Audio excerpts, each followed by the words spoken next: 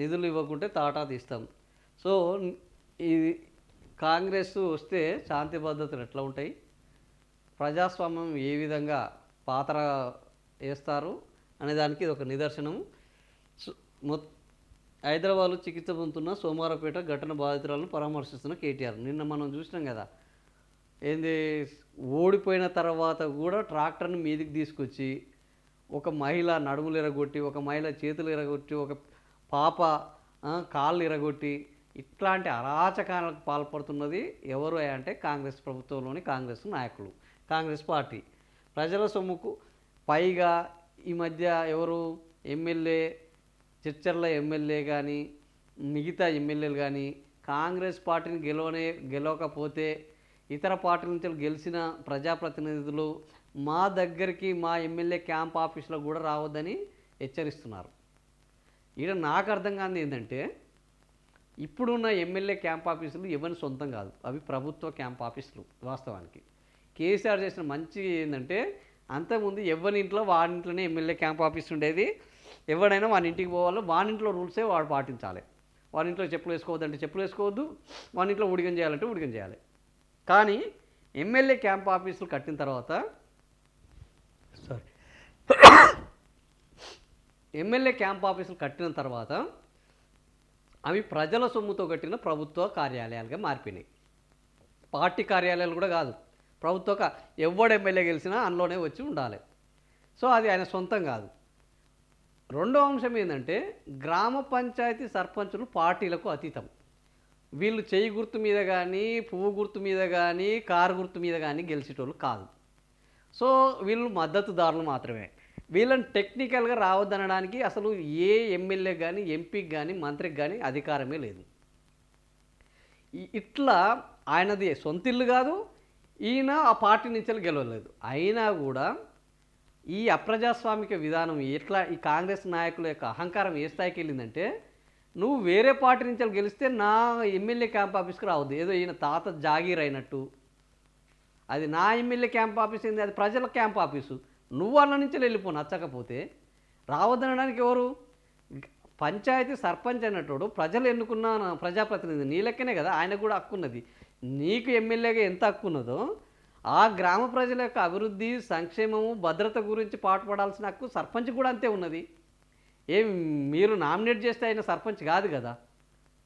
So అంటే ఈ అహంకారం తలకెక్కి, అధికారం మదమెక్కి, వీళ్ళు ఏం మాట్లాడుతున్నారో సోయి లేకుండా మాట్లాడుతున్న విధానము, సోయి లేకుండా ఒకడేమో మూత్రం తాగిస్తాడు ఒక బీసీకి, ఒకడేమో అహంకారంతో ట్రాక్టర్ ఎక్కిస్తాడు, ఒకడేమో కిడ్నాప్ చేస్తాడు, ఒకడేమో చంపేస్తామని బెదిరిస్తాడు. ఏంది అసలు? తెలంగాణ ఒకప్పుడు శాంతి భద్రతలకు కేర్ ఆఫ్ అడ్రస్.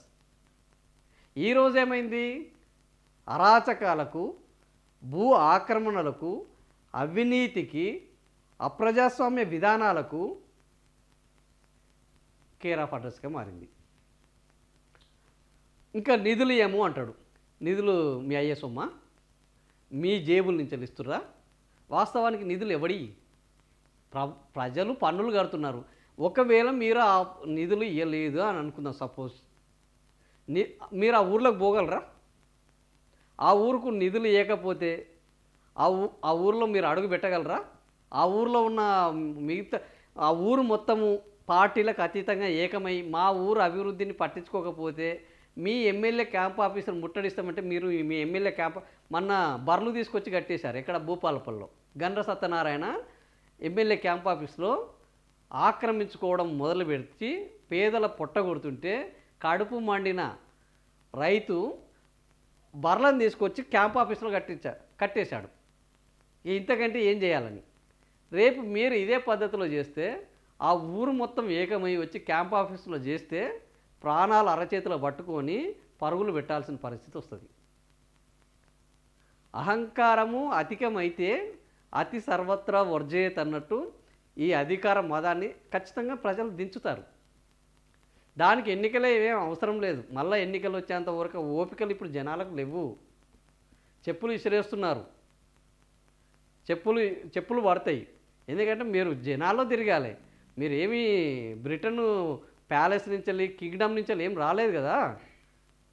కాబట్టి అనిరుద్ధ్ రెడ్డి కానీ జూపల్లి కానీ ఇంకొకరు కానీ ఈ జనాల మీద మాట్లాడేటప్పుడు కొద్దిగా మన అధికారాలు ఏంది, మన అధికారం శాశ్వతమా, మనం ప్రజలకు సేవకులమా లేకపోతే పాలకులమా అన్న సోయితోటి మాట్లాడాలి కదా.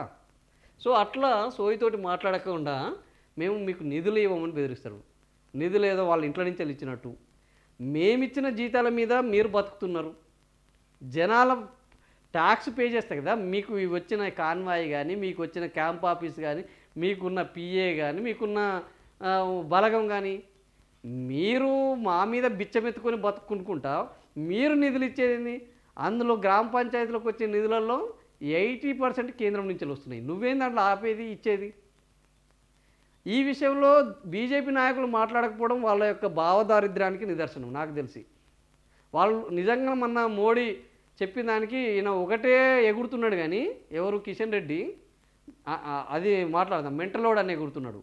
వీళ్ళకు మెంటలోడ్ అని వాస్తవానికి వీళ్ళకు మెంటల్ మైండ్ లేదు.